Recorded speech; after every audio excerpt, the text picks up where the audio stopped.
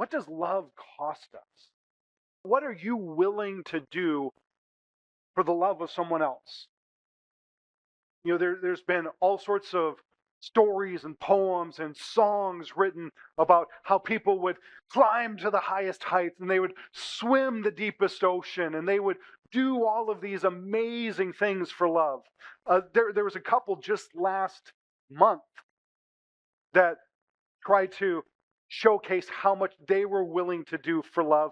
I don't know how many of you saw the pictures or all of the memes that went out. We jumped on the bandwagon ourselves. But there's this couple, Ivan and Angela, who decided to climb to the top of the Empire State Building. And they scaled the outside of it without permission. And then he proposed to her on the top of the Empire State Building. Then they put out this big flag, and then they were promptly arrested once they scaled to the bottom. But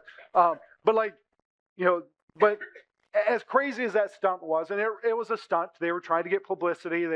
They have a YouTube channel or something like that where they scale crazy things, and so I don't know if it's purely for love, but it was for likes and clicks at least. But the truth is, we are supposed to do things for love.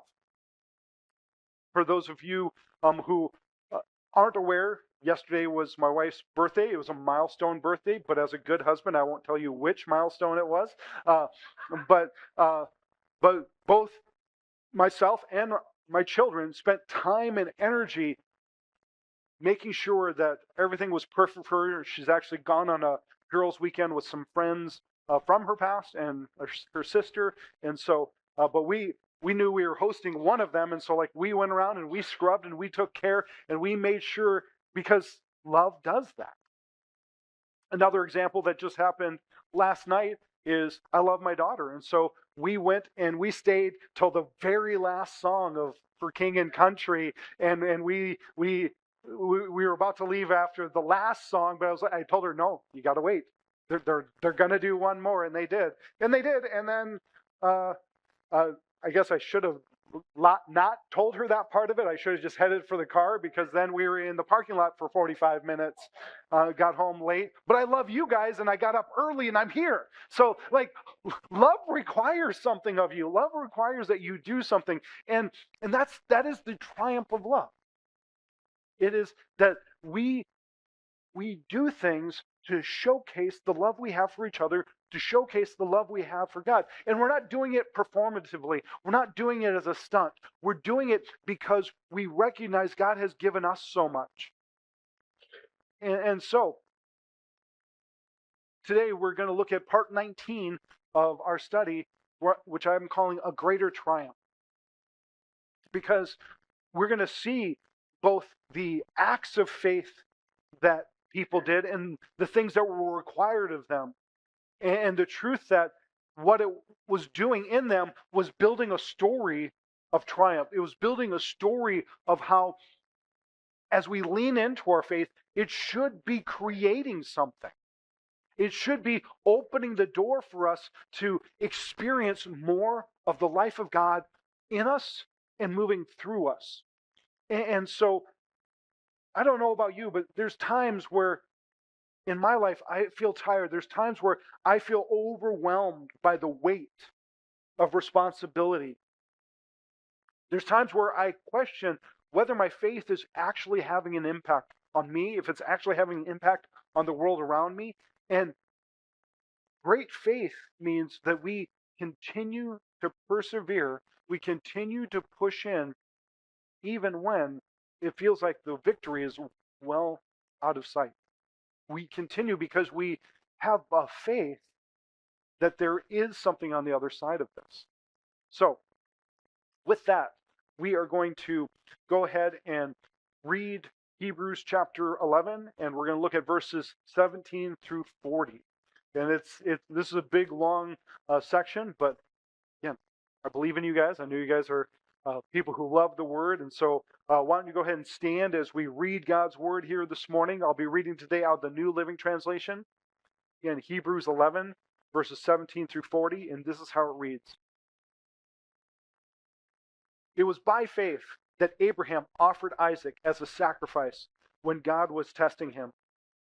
Abraham, who had received God's promises, was ready to sacrifice his only son Isaac, even though God had told him, Isaac is the son through whom your descendants will be counted.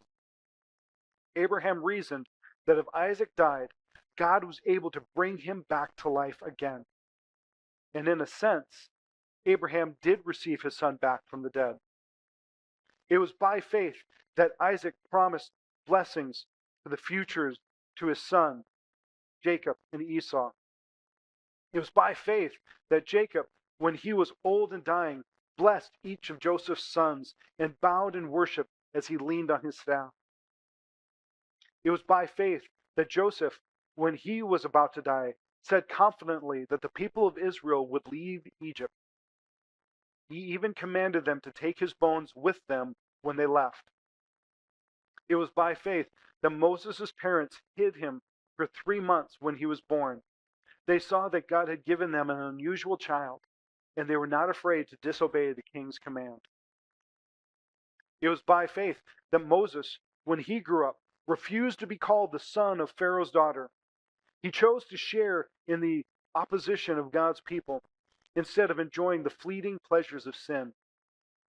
He thought it was better to suffer for the sake of Christ than to own the treasures of Egypt, for he was looking ahead to his great reward. It was by faith that Moses left the land of Egypt, not fearing the king's anger. He kept right on going because he kept his eyes on the one who is invisible. It was by faith that Moses, when he grew up, just read that. Let's go on to this one. It is by faith that Moses commanded the people of Israel to keep the Passover and to sprinkle the blood on the doorposts so the angel of death would not kill their firstborn sons. It was by faith that the people of Israel went right through the Red Sea. They were as though they were on dry ground. But when the Egyptians tried to follow, they were all drowned.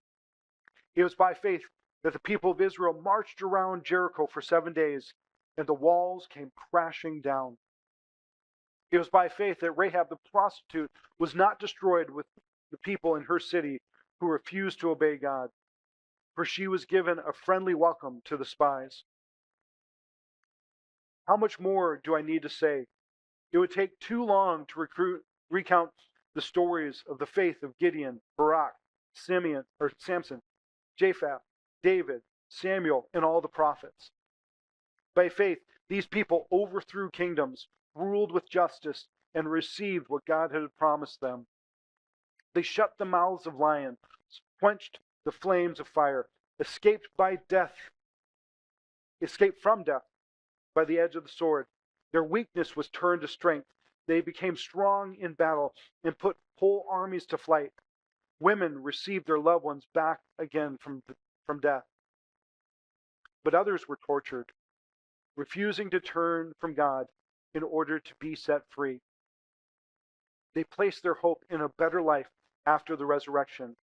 Some were jeered at, and their backs were cut open with whips. Others were chained in prisons. Some died by stoning. Some were sawed in half, and others were killed with the sword. Some went about wearing the skins of sheep and goats, destitute and oppressed and mistreated. They were too good for this world, wandering over deserts and mountains, hiding in caves and holes in the ground. All of these earned a good reputation because of their faith, yet none of them received all that God had promised.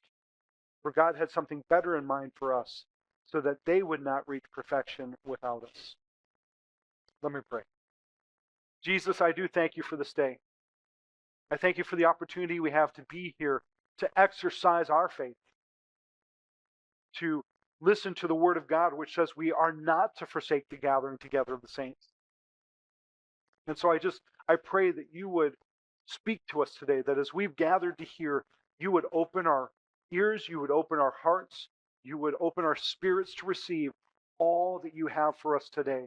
Holy Spirit, I pray that you would speak to every man, woman, and child in this place, that we would know upon leaving that we've heard from the living God.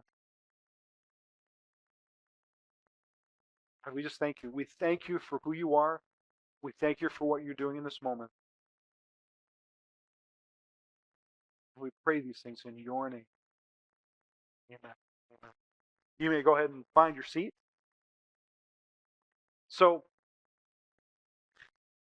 as I'm looking at this list, these stories here, last week we talked about what faith is, what faith does. This week, I want to focus more on what faith requires. Because I think if you will look at what we just read and apply it to what we learned last week, you'll see that faith does require something of us. And the big thing that I see in this passage that we just read is that faith requires action. You can't have faith without action. I'm not going to go to that passage, but there's a passage in the book of James that when Martin Luther was studying the whole Bible, he was tempted to throw out the book of James. He called it the Epistle of Straw, because James was saying that you say you have faith, I say, see my faith through what I'm going to do. And people get hung up on that as if you earn your salvation through what you do. But I think as we look at our passage here, we will see it's not that people were earning their salvation, it's they were giving evidence to what God had already done in their hearts. That they were taking what God had spoken to them and helping them to live out their destiny, helping them to live out the testimony that God had prepared in advance for them.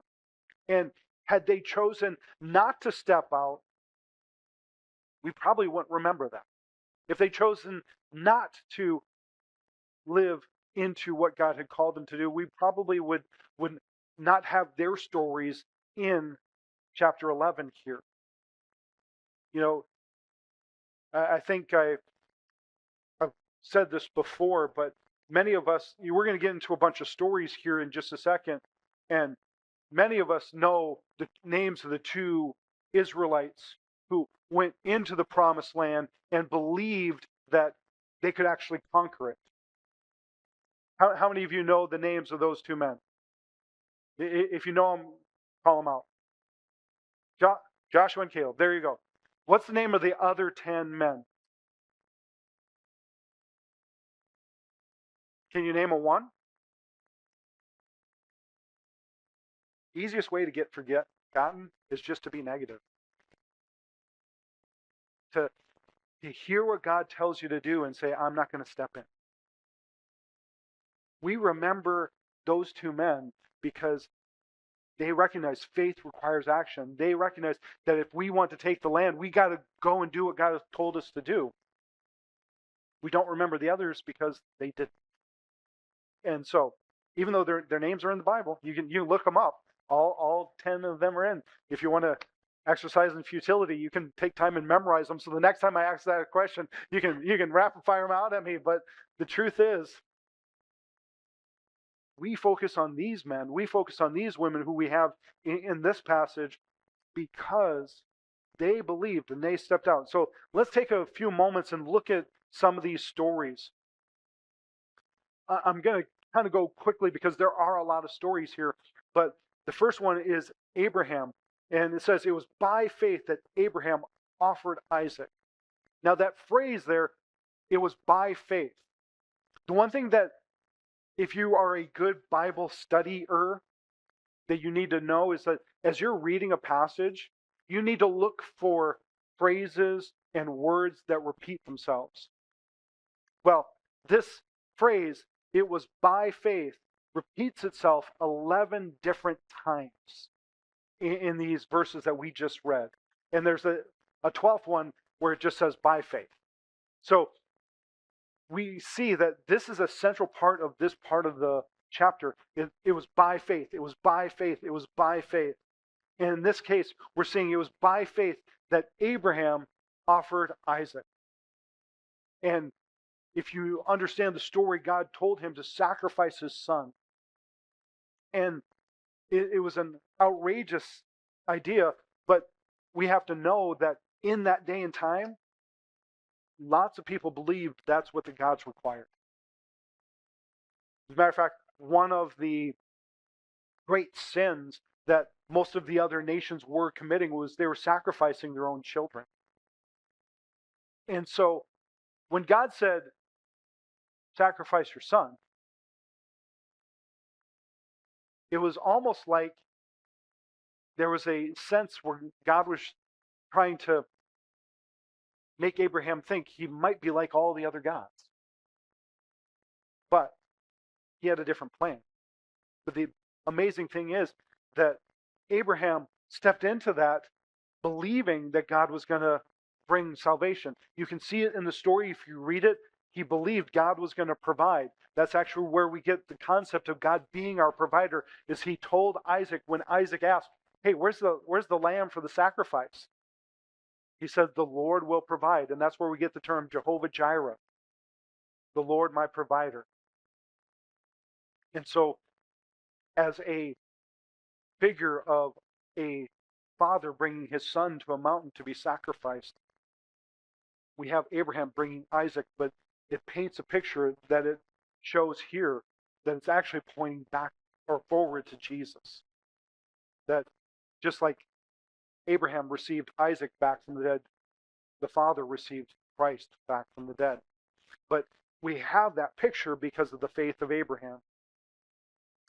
And then in verses 20 and 21, it says, it was by faith that Isaac promised blessings to his sons. And we see the same thing going as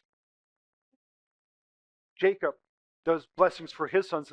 It's this idea that you bless the future, you bless your children, you bless your grandchildren because you believe God will honor the blessings we pour out on them. He will honor the prayers. He will honor the time we spend in the Word with them. He will honor the fact that we are seeking to leave a godly legacy.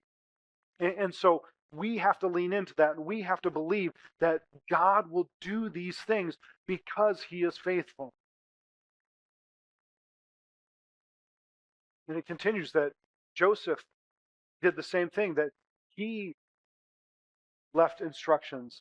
He commanded that the people would take his bones out when they left Egypt. And it also talks about how Moses' parents protected him. And so these were all acts of faith. It was by faith that they did these things. And now, if you had a good Sunday school upbringing, you've probably heard these stories, right? You know, I think most of you in the room, there's maybe a handful of exceptions here. You're old enough to remember the flannel graph, where they would put the little, people up on there, and they would tell the story by moving the little pieces of flannel Jesus or flannel Moses or flannel Joseph across the board and telling the story. And why did we do that? Why do we have children's church? Why do we have kids club on Wednesday? As these stories are important. It's important to keep telling the story. We in our family have a few different powerful stories of faithfulness, of how God was faithful to us. We also have stories of heritage. I love around the 4th of July to tell stories about my great, great, great, great, great, great grandfather, Jonathan Hart, who was a signer of the Declaration of Independence. I also have another great grandfather who fought in the Civil War, and it's like we tell these stories because it's important. It's important to remember who we are, where we came from, why we venerate these people who live these lives of faith. We are to tell these stories so that we can remind ourselves and inspire ourselves to live out the things that we've been called to live out. In the next section, we see Moses. how he lived out his faith, that he had the opportunity to be a prince in Egypt. He had the opportunity to live in luxury. Yes, he was an Israelite,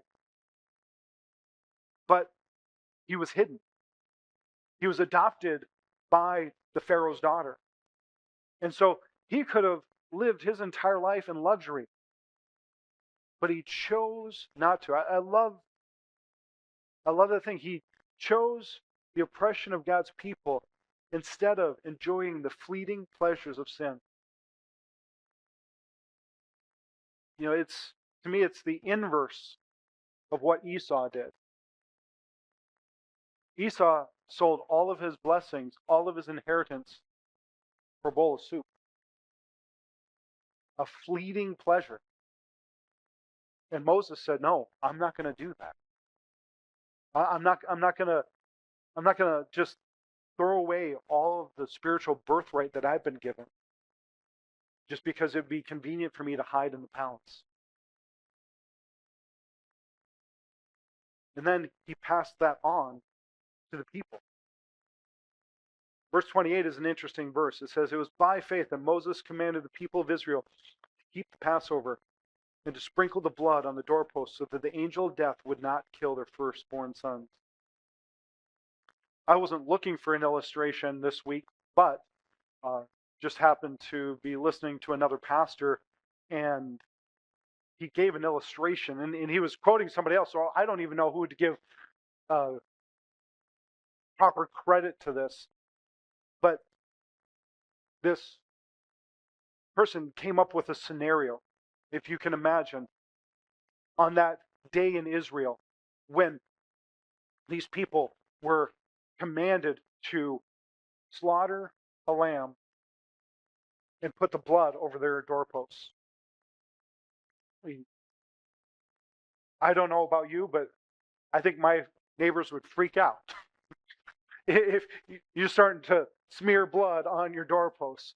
And so this is a pretty crazy thing. Now, granted, they've watched as God has been faithful to protect them in the midst of 9 different plagues that have been poured out on Israel.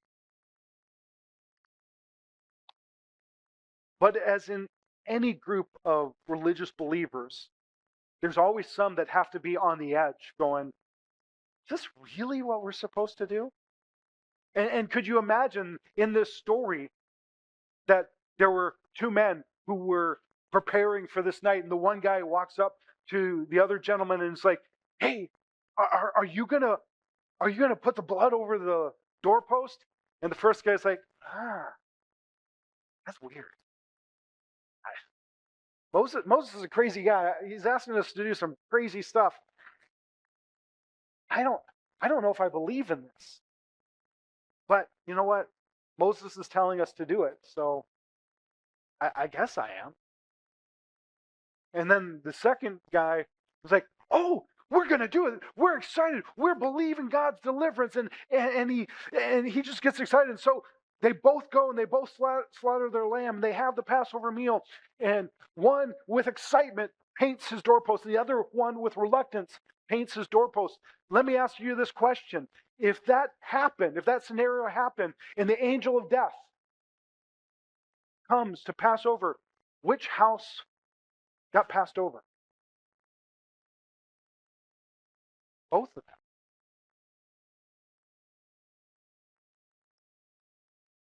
Because the blessing, the miracle, was not in the fervency of their faith.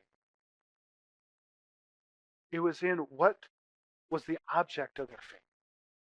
It wasn't that they had the ability to call down God's presence. It's that they trusted in the blood of the Lamb.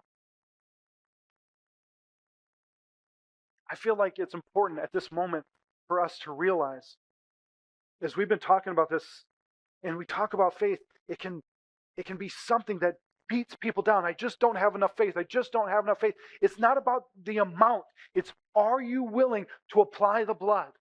Are you willing to step out when God says to step out? Are you willing to continue to trust Him even when it looks like nothing's going to come of it? I have to imagine there were people who were putting that blood going, what is this doing? Is this going to accomplish anything? But they were faithful and they saw God's deliverance.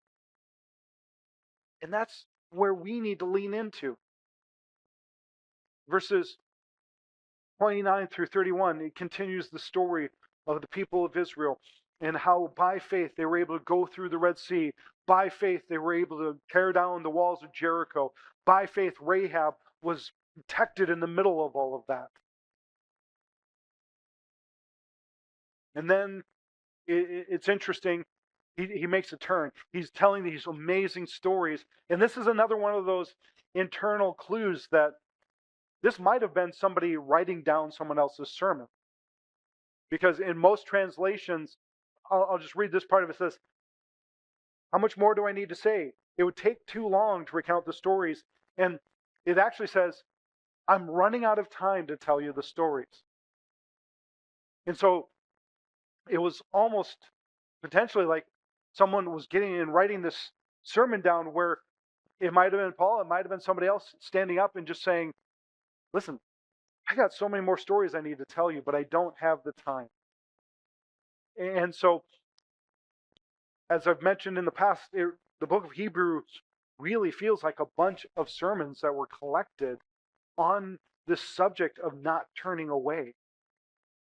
And so he says it would take too long to tell these stories.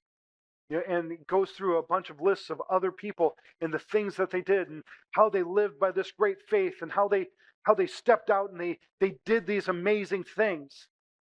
They shut the mouths of lions. They were able to do all of these wonderful things.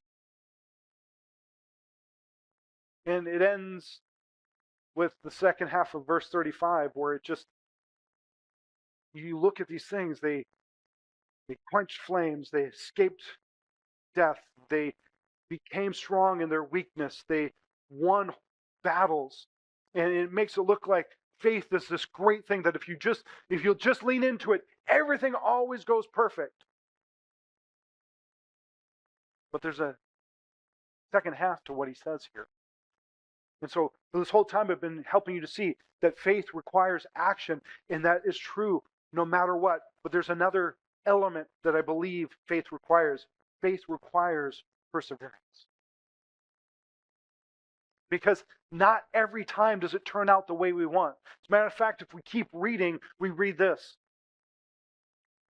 But others were tortured, refusing to turn from God in order to be set free.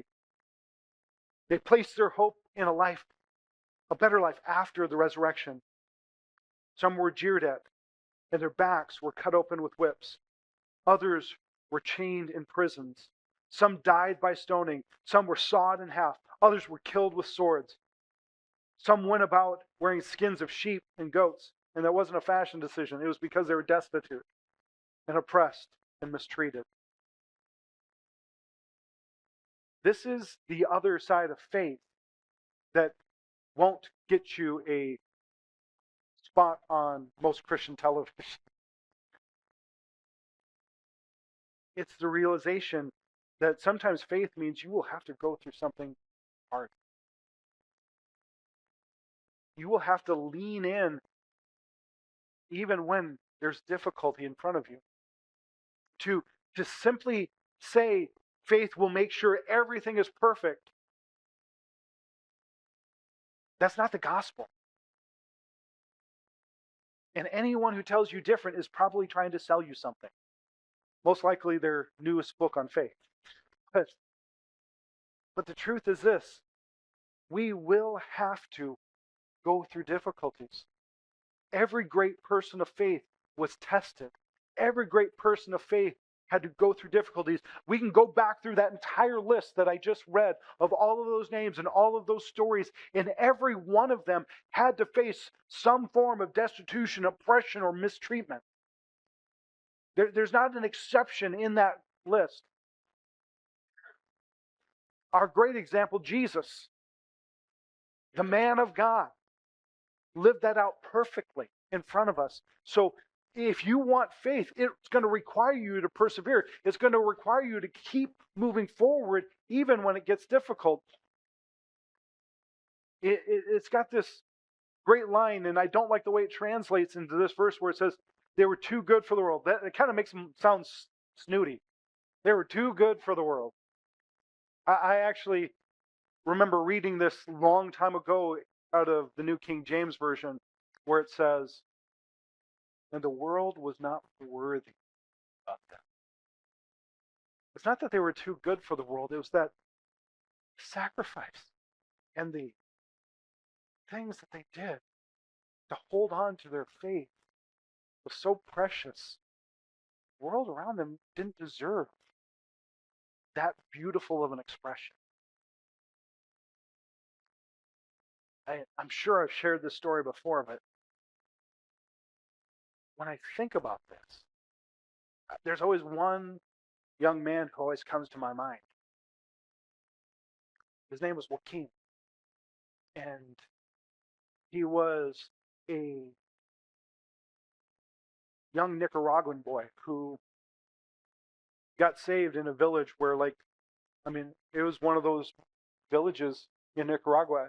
I don't know how far they've advanced in the last 20 years, but 20 years ago, they were still just living in huts and, you know, with almost nothing on them. And he got saved and got called into ministry. And I had the opportunity while I took a missions trip to El Salvador to take a team and work alongside him with another team. And we saw God do amazing things during that trip. And I got to meet some amazing young men and women who were a part of the team that was helping us there. And they were all training for ministry.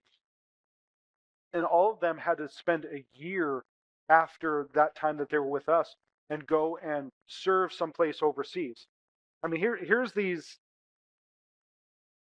El Salvadorian, Nicaraguan, Honduran children who had grown up in poverty, and now they were raising money to go and do a year of missions abroad. And none of them were going to easy places. There's a small handful of them that were going to China. There was a couple that were going. I'm losing the places now. It's been so long since I told this part of the story, but they were going several different places. I'm losing all the places, but there was probably half of them were going to Niger, Africa, and they were going to a region in Niger where it was extremely dangerous to share your faith. As a matter of fact, it wasn't illegal to lead someone to the Lord, but it also was not illegal that if you lead someone to the Lord and their family member retaliates against you and kills you, they kind of look the other way. Because in their mind, you stole them from eternity, and so they're legally justified to kill you. And so they're telling me this, and I kind of knew about the climate there. But then, probably the most, he was kind of the Pastor Mark of the group. Joaquim was just vibrant, I mean, this teeny tiny little guy, but like had every bit the personality of Pastor Mark. But he was telling me that he just got recently engaged, and he was going to get married after he came back from Niger. I looked at him and I'm like, Joaquin, how can you do that? How can you get married to this girl knowing that you're going to leave her for a year? And if you're successful, because you're going there to try to reach people for Jesus, if you're successful, you're going to die. There's a possibility you could die for being successful over there. How do you justify that? And he just looked at me and he said, Pastor, I love this girl with all of my heart. But she has to understand something. I love Jesus so much more.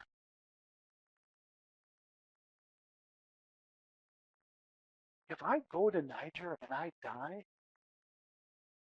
I will have lost nothing. Then with tears in his eyes, he looked at me and said, my Jesus has given me so much. How could I not do this for him?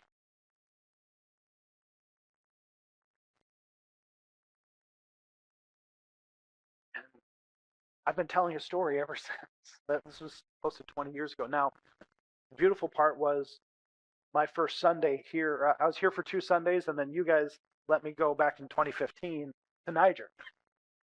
And I went there and I told his story over there.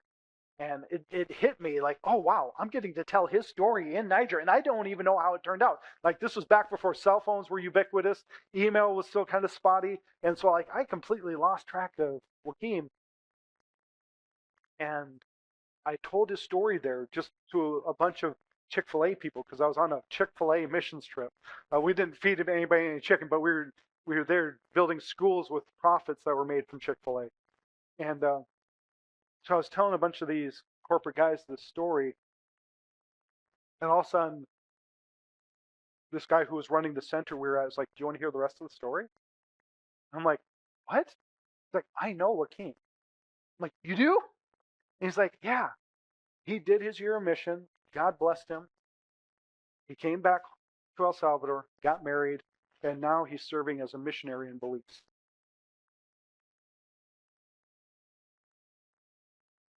I think about Joaquim, and I think the world is not worthy of him. Not worthy of a man who has that precious of a faith that he would just simply say, I will do whatever because of what Jesus has done for me. And God honored him. God honored the vow he made to his fiancée. And he's continuing to, I believe, continuing to honor the ministry and the work that God is doing in and through him. In these last 2 verses are powerful verses because it brings us into the stories of Abraham and Isaac and Jacob and everyone else. That all of these earned a good reputation because of their faith, yet none of them received all that God had promised. But God had something better in mind for us, so they would not reach perfection without us. See, all of them built part of the brickwork of faith. All of them did something by their actions and by their perseverance to show that God was worthy of this. God is worthy of our sacrifices. He's worthy of our praise. He's worthy to step out and do ridiculous things, to do things that doesn't make sense to the world around us. He's worthy of it. And these people did that without fully understanding what was going to come of it. They had a belief that God was faithful. There seems to be sprinkled all throughout their journey, this belief that God was going to reward them. There seems to be sprinkled all throughout the Old Testament these whispers of a resurrection, but none of them saw it. None of them had any concept of what it meant. But they stayed faithful. But they didn't receive their perfection until the grace of Jesus was revealed to them. In other words, the faith that we have made their faith perfected. That as we become people who lean on Jesus, our faith helps perfect the story. Not that God can't do it without us, but he desires to do it with us. And that should be something that encourages you in what you're going through. That as you hold on, you become a part of the witnesses that we're going to talk about next week. This great cloud of witnesses. We all become a part of that. We all build on the stories of the past so that future generations and the people who are around us right now can see the beautiful structure of faith. We are perfecting this story together. But it requires action. It requires perseverance. And most importantly, faith requires Jesus. Jesus is the one who brings this all together. Next week, we're going to talk about that. So a little teaser, come back. It'll be worth it. He is the author and finisher of faith. That's in chapter 12. Sorry, I'm getting ahead of myself. It's so hard not to. It's such a good book. Got to read ahead. But faith requires Jesus. It's just that simple. If you want greater faith, if you want a greater triumph in the middle of what you're walking through, lean closer to Jesus. Trust in the things he's told you to do. Believe that there is a reward for those who seek him.